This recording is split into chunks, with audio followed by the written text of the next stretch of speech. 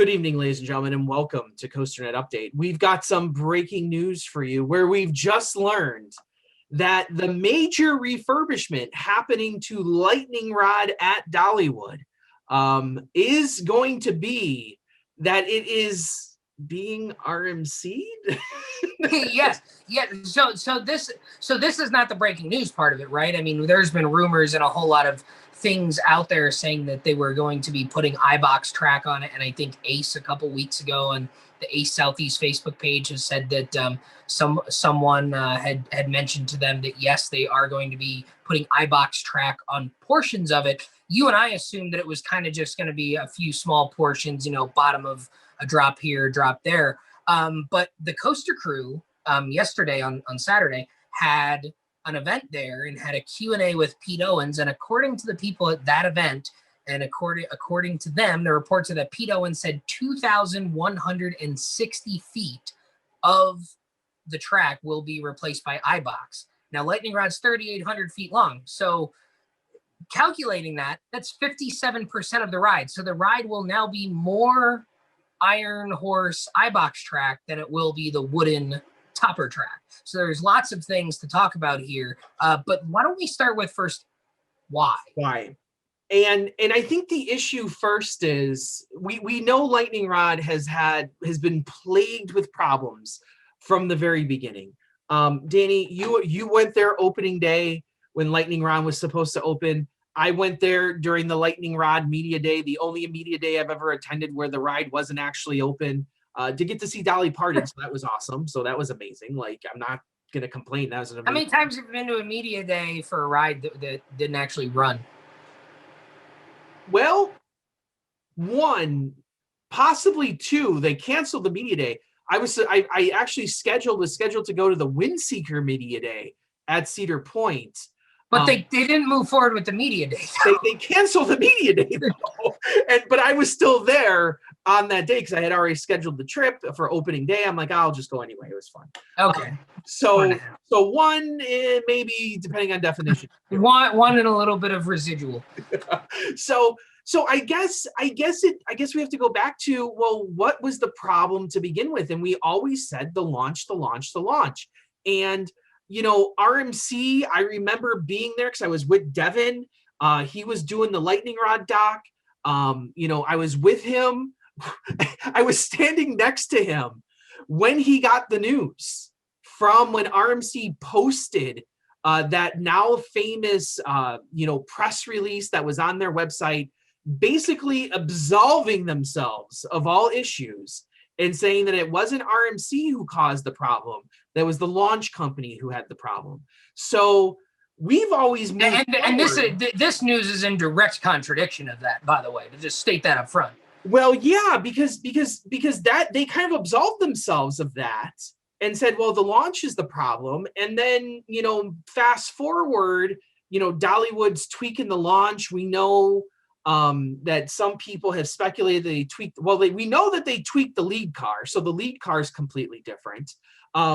We know that they probably tweaked the launch itself a little bit because a lot of people have said that the launch has lost a step. I went there last year over 4th of July, rode it last year, and it felt a little slower. I can't swear to it though because it's memory versus reality. So people have said it's slower. I kind of thought it was slower. So I'm going to fall on the side of they probably tweaked the launch, even if it's speculation at this point. So, but now we're not, when it closed this year, everyone's like, okay, they're going to tear out the launch, do something completely different.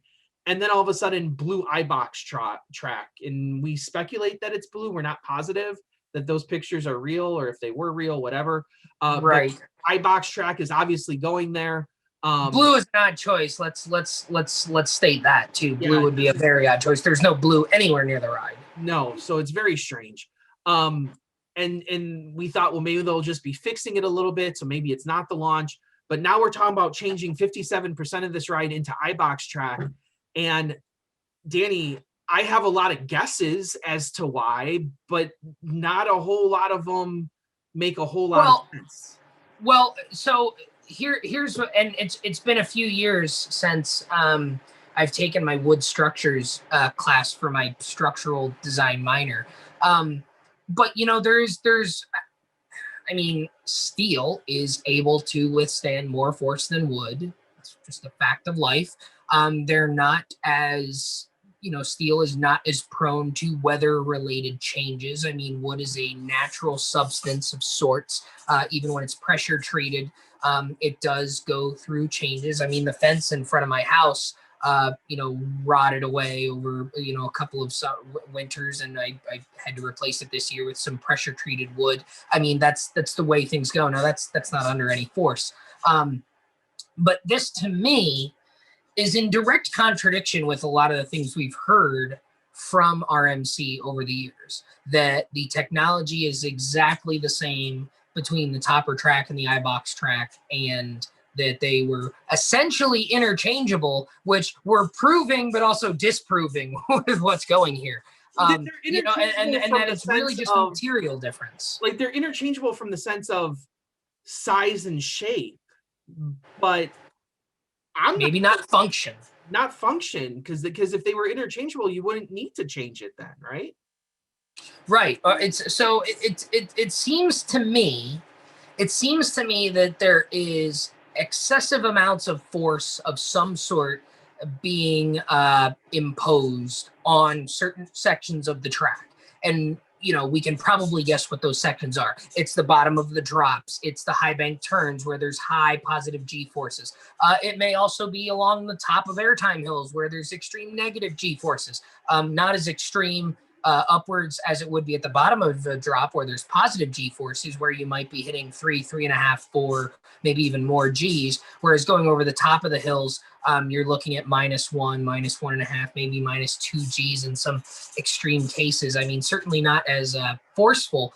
But you know, if you look at a cross section of the topper track, you've got the top couple layers of traditional wood coasters replaced by the steel rectangular tube that is supposedly pumped with concrete for rigidity's sake.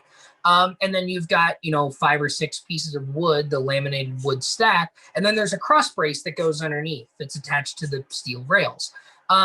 So my only guess is that the force being imposed on that wood stack is too strong, and that you're having a lot of deformation and whatnot in between those cross braces. And those cross braces are not, you know, the cross braces are not close enough together, and you're seeing some dips and everything. And I can tell you from experience that sitting over a wheel seat on lightning rod has always been fairly rough. I mean, there was always a little bit of a pothole at the bottom of the first drop, but the wheel seats were slightly uncomfortable.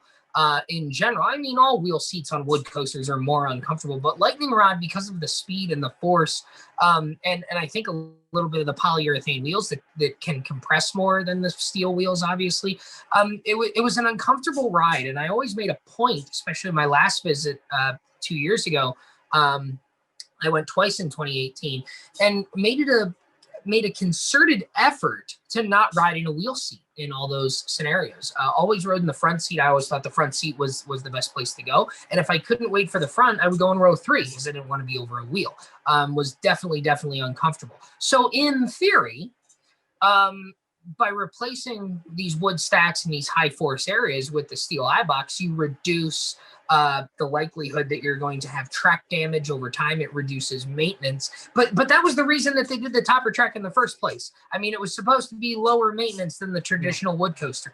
And I mean, I know you're not a Thunderhead fan, but Thunderhead was built in 2004, and they recently retracked a good portion of the ride. I think either the year before, the year of, where they opened Wildwood Grove there. So I mean, Thunderhead has had its rough times over the last 4 or 5 years. It's been very, very rough in spots the last couple of years.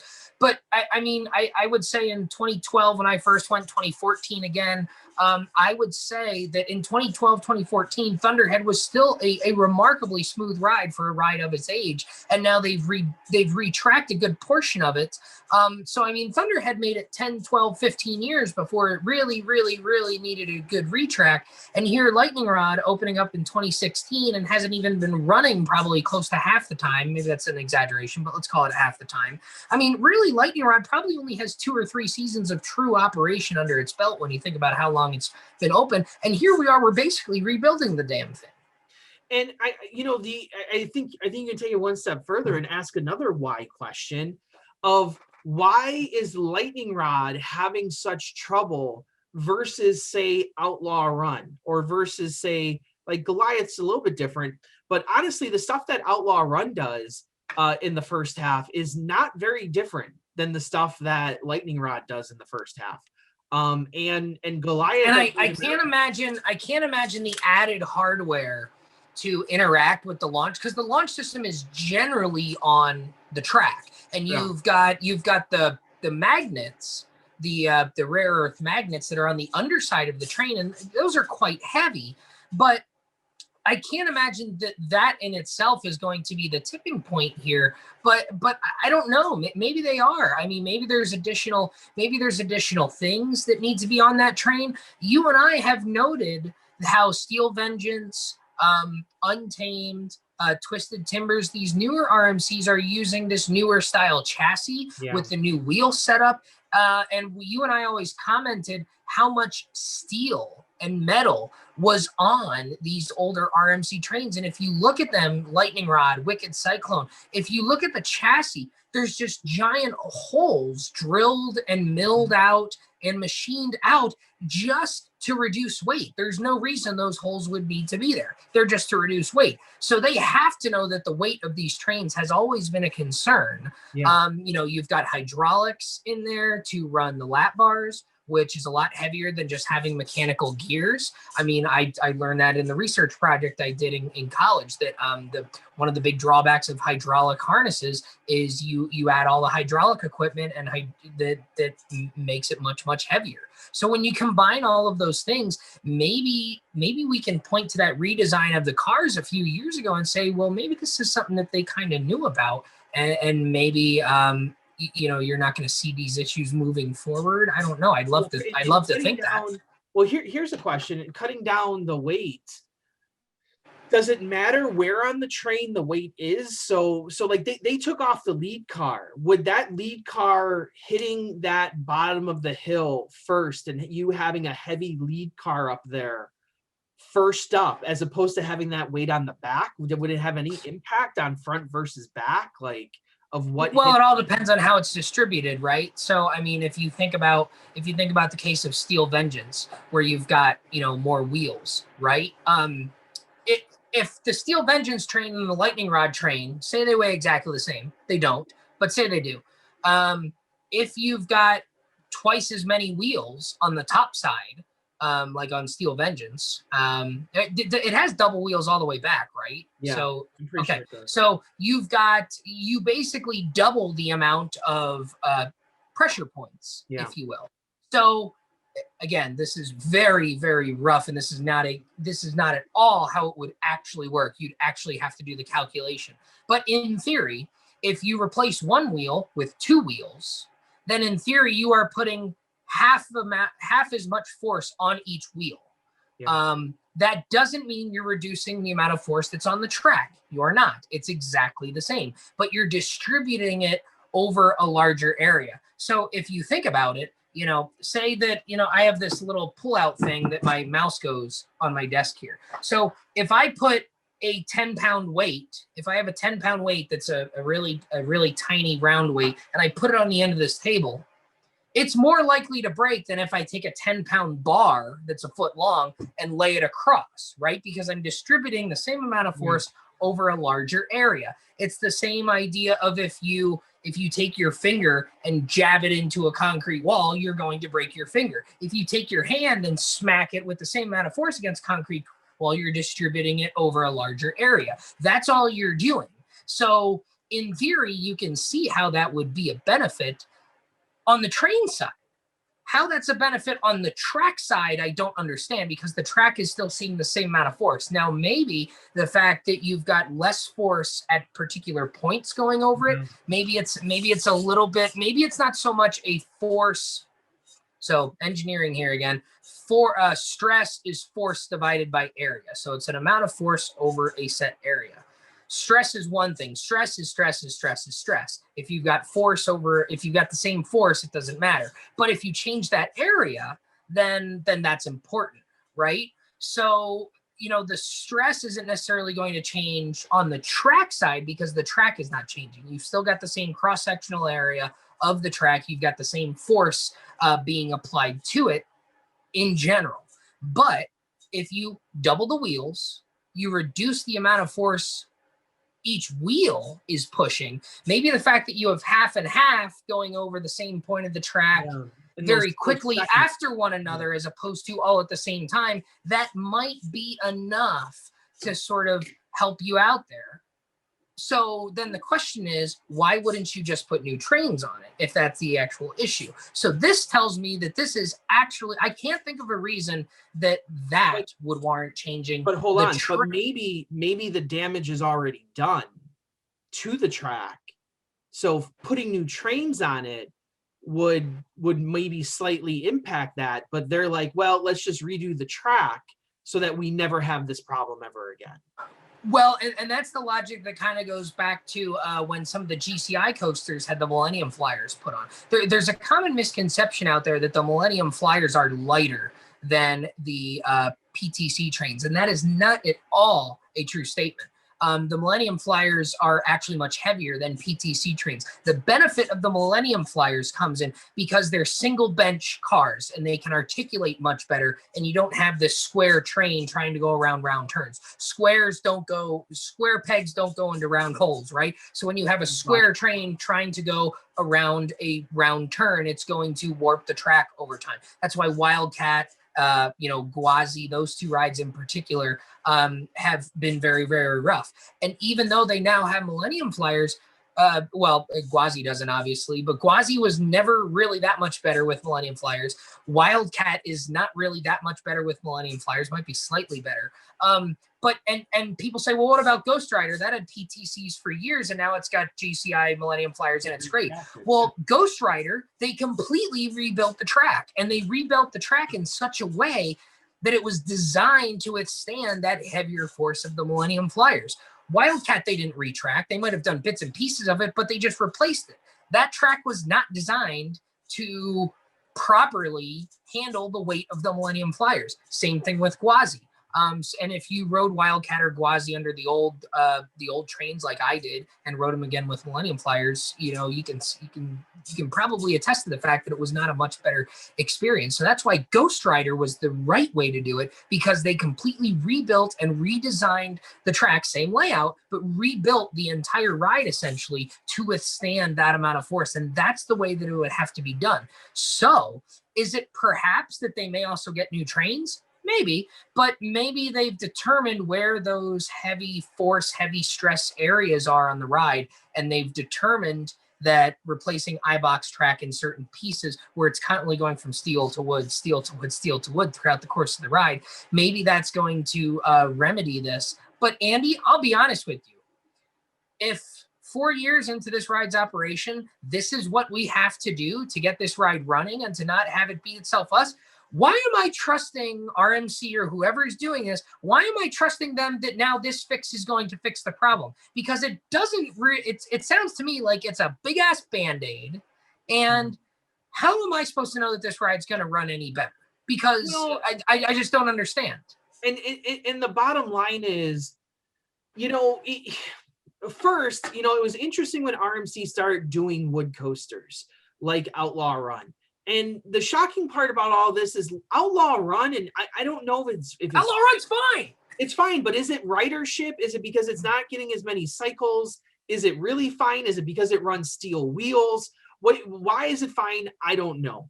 But I always felt that RMC making, and I was never one to sit there and say, and this might segue us into the next segment here, I was never one to sit there and say, oh, the RMC, wood coasters are actually steel coasters. I was never one to say that. The definitions of what is wood and what is steel are very thin to begin with, Well, they've become so blurred over the last 5 years anyway. It doesn't really matter. And ultimately, like the reason why you would define wood versus steel is not because of structure and not because of how the thing is built, but because of ride experience. That most people will say that, you know, when you ride something like Blue Streak, it's a very different experience than riding something like Behemoth or Diamondback. Or if you ride Beast, it's very different than riding, you know, fill in the blank, like Ruger or whatever you want to say. That was really always the reason why people had to distinguish between wood and steel. But I think that game has changed when wood coasters started doing the exact same things that steel coasters could do. When you started putting inversions on wood coasters, and GCI did it just as, you know, GCI did with Hades 360. You know, we've seen this done with other companies. We saw, you know, initially is with Son of Beast trying to put, you know, that steel loop that was all steel, mind you. So when we get into this discussion of wood versus steel, do not forget Son of Beast was always classified a wood coaster, even though it clearly had a steel loop on it that had no wood on it whatsoever. But when wood coasters start doing the same thing as steel coasters, why is there even a need for classification at that point? Why do I care that there is a steel beam that's 3 inches thick with a stack of wood that's, you know, 12 inches thick or whatever, versus a steel I-beam that's 15 inches thick?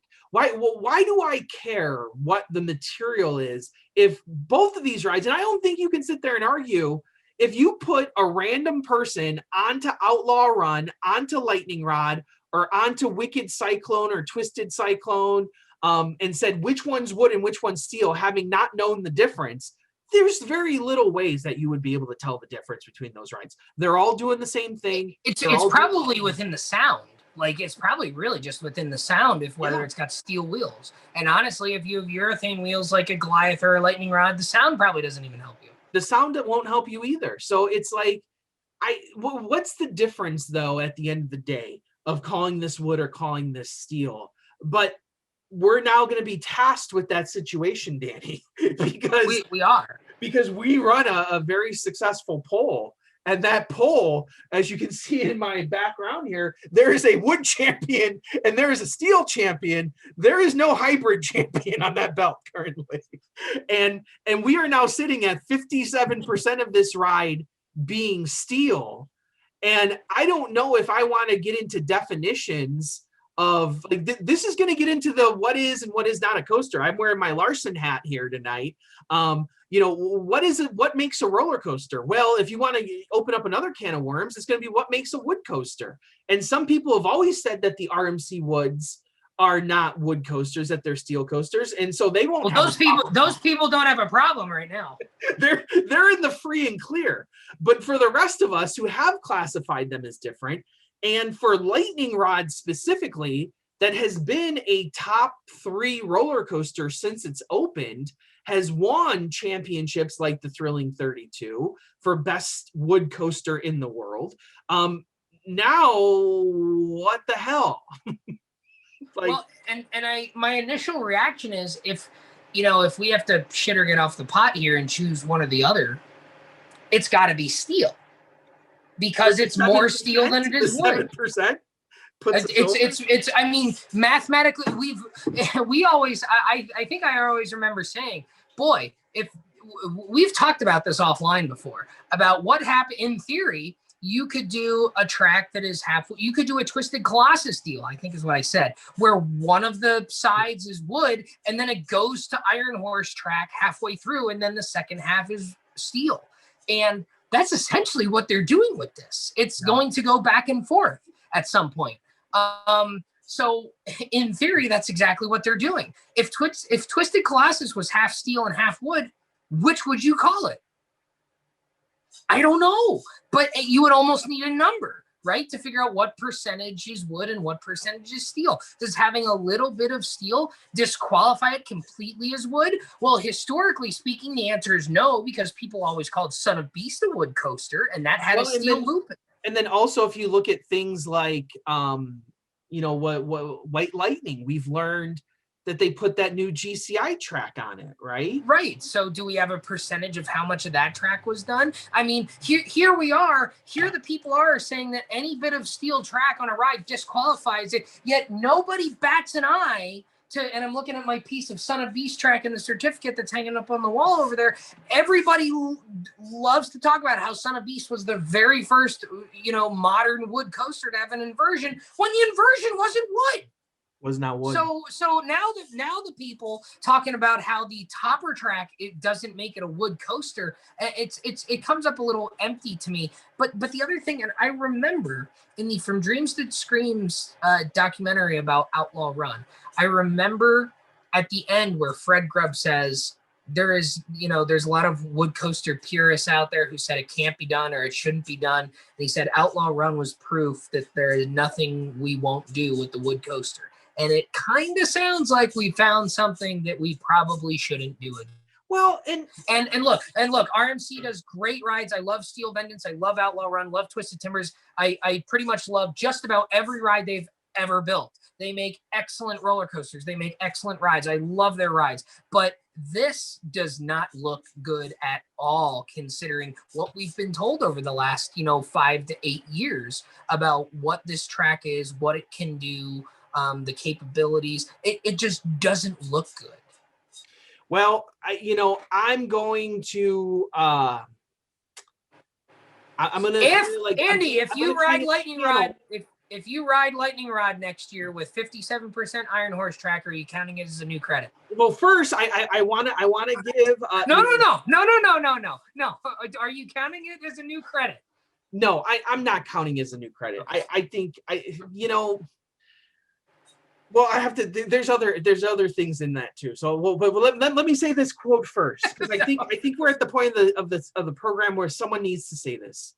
You were so preoccupied with whether or not you could, you didn't stop to think if you should. Ian Malcolm is coming back from Jurassic Park to tell us what's going on here. Raptor Universe once again giving us the RMC philosophy. I forget where I forget where I heard it once, but it's like the poopy flavored Pop-Tart. Yeah. You were so preoccupied with if you could, you didn't stop to think if you should. So here's the problem. So it's not completely being retracked. And the closest the closest thing I can come to with should this count as a new credit, I did not count Rougarou as a new credit because they put a new train on it. Some people said the experience changes, but the track didn't. I've always counted track.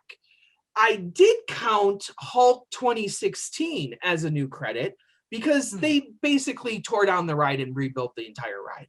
But you could argue that they only rebuilt 90% of it because the launch and the station track was still the same. Right. So here we are with percentages again. And, I don't know. I don't know if I'm going to count it as a new credit. My initial impression is no, but then I start thinking about, well, then why did I count Hulk as a new credit? I didn't count Rougarou as a new credit because the experience, and some people say, well, I do count Rougarou as a new credit because the experience changes, but then the experience on Lightning Rod is not changing whatsoever. So right. So I guess so interesting fact here. I did not count New Hulk as a new credit. So I would argue. I would argue that because to me the experience was it, I treated. See, I don't count New Ghost Rider either. They completely rebuilt the track, but to me, I saw that as just a major retracking. I treated Incredible Hulk with the new version of Incredible Hulk as if it was the Ghost Rider retracking. That's how I treated it. So I don't count. Do you count Ghost Rider as 2 credits because they rebuilt the entire track? No, but it wasn't just the track on Hulk. It was the supports. It was everything. It was literally the whole ride. They basically cloned the ride and put it in the same exact same spot. Yeah, that is what they did. So like I've heard people say that Hulk was retracking. I've blocked those people on Twitter and Instagram. I don't subscribe to eating cupcakes and coasters anymore. But I could see if you count experience, and I think you're going to have to use these case studies. I think you have to use Hulk as an example and Rougarou as an example. That if you counted Rougarou as a new credit, I think you have no leg to stand on when you come to Lightning Rod and counting that as new credit, because you're saying that the different experience changed the ride. However, I would also then argue you might have some issue with clone rides too, which has always been my issue with experience. That, well, if the experience isn't changing, well, the experience in Batman doesn't change if it turns left, and the experiences in the Batman doesn't change if it turns right, and all that bullshit, So, well, and plus, like, if you write it at night versus writing at day, those are two completely different experiences on something like the Beast, but you aren't the people who rank Voyage twice, one with trims and one without trims. Well, God bless those trims. That's all I gotta say. Well, but it's interesting though, because if you think about it, if it's now a steel coaster, I'm not saying this is how I feel. I'm talking in general terms. If you now say it's a steel coaster because it's more than 50% steel, does it move from the wood to steel? Because the other RMCs didn't do that. If you rode Mean Streak and now you've ridden Steel Vengeance, they're two different coasters. So you could the same argument that says, well, they just cloned Hulk and they just happened to put it in exactly the same place.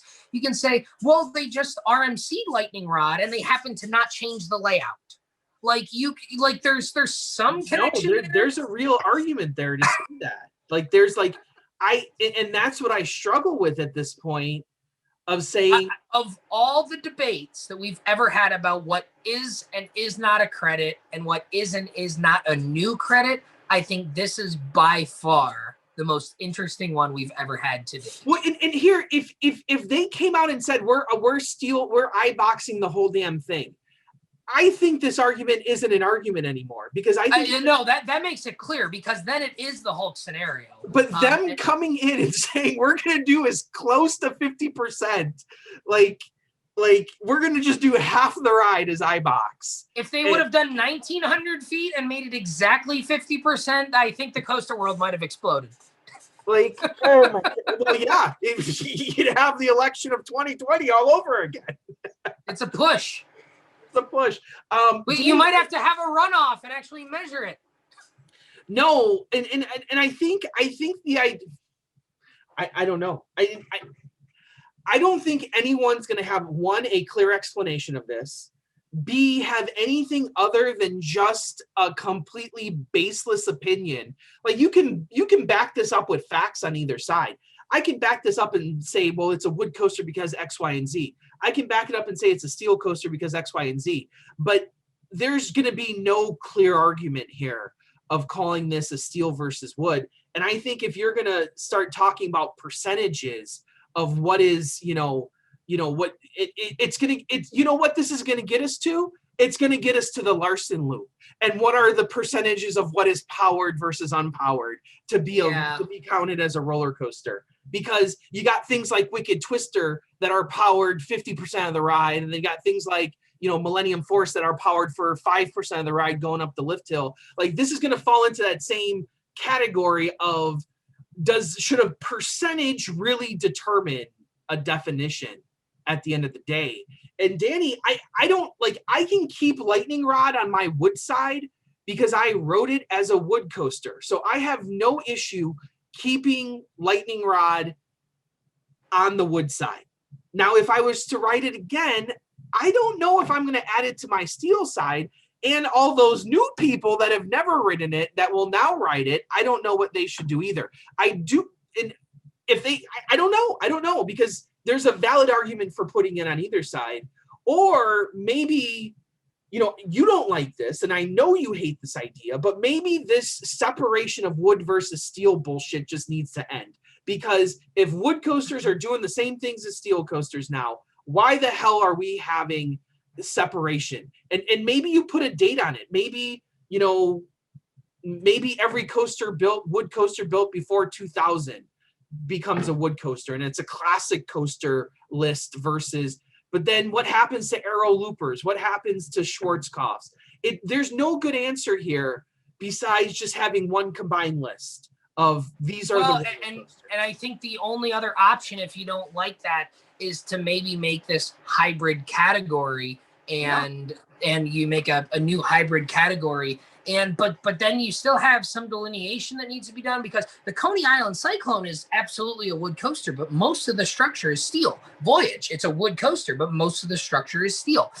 So do the hybrids really just become anything with? Does the hybrids really just become anything with topper track? And what about like Tremors at Silverwood, which has a little bit of topper track in the helix just to make it a little bit smoother? I mean, does it really just become these? I don't know. Does the Titan track has no wood on it. So that's not a wood coaster. I think that's the difference. So like something like Tremors that is topper track, I think you can just put that to the side and be like, well, that's wood. We've always classified, people traditionally have classified the RMC wood coasters as wood. But I think with the new Titan track that, like you said, has no wood on it whatsoever, is not being supported by wood, is just there as steel. I think if we see that being done to some coasters, this is going to become a bigger problem. This is not just an RMC problem. That lightning rod is the issue of the day, because it's we didn't think it would happen, but it's here. But when we start getting more Titan track, and the Titan track is clearly not wood track, but you're going to start using it supposedly on things like Predator next year, and they've already used it on White Lightning, that now this Titan track is going to cause this trouble for more and more coasters that people have always classified as wood. And I don't know if we want to get into debates of percents. Like, I just don't think that's the way to go here, but that's just me. No, I think that's I think it's a good point, because there's so many rabbit holes to get down here. There's no answer. There is no answer besides combined list or doing a third hybrid list that you will then start subtracting.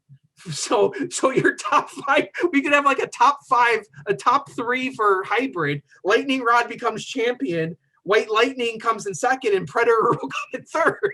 So I mean, that's basically where we're at right now. Like that's and Danny, there's no third spot on the belt, so I don't know. There's only 2 straps for play. Well, when you're 1 out of 3, I don't think that warrants a spot on the belt yet. We'll mention you as an aside maybe, but I don't know. You guys do what you want, but I wish we would have known this a month ago, because we could have had this as a poll question on this year's Ride World Choice Awards, where next year, do you want to rank Lightning Rod as wood or steel? And majority rules, and that's just what people have to deal with. And if they don't want to rank it as wood, if people don't want to rank it as steel, they still want to rank it as wood, and they disagree with it, then don't put it on your rankings, and then just deal with it that way. I will say, I think if you wrote it before this retrack, if you wrote it before the year 2020, you've written it as a wood coaster. You there is no problem with putting it on your wood coaster list. Yeah, no, not at all. I think the question becomes, do you then put it also on your steel coaster list? And if you've never ridden it, where do you put it at all? So hopefully this is not an issue for you, because you can solve this. There's also one other way to solve this problem. 1, don't go ride Lightning Rod, or 2, never ride it again, and then you won't have this issue. Yeah, pretty much. Or like we said before, the people who have always called the topper track ride steel, you don't have a problem. True, but then you got to move Goliath and Outlaw Run over to the steel side. No, but those people already have. If they've been calling the topper track. But if you wanted to change your opinion of all of them, you could completely shift all. Oh, no. If you've been calling the topper track rides wood, you can't change that now. Because but Danny, there's new information. There's new information. RMC told you that there's no difference in technology, and now there is a difference. So now you should. Well, I don't know. If you've been bitching and moaning that it's been steel track for the last 10 years or whatever, just about. I don't know. You should get some benefit from that. That if you were on those front lines saying that they're all steel coasters, there should be some validation here today. And this is your benefit. You don't have to worry about this now. This is your validation. Congrats, guys. You are now winning. Oh boy. Well, something. Well, at any rate, I hope whatever they do with it, I hope it finally starts to run reliably, and I hope it's still as good, if not better, than it has been its first couple years. Because at the end of the day, Lightning Rod is a hell of a ride.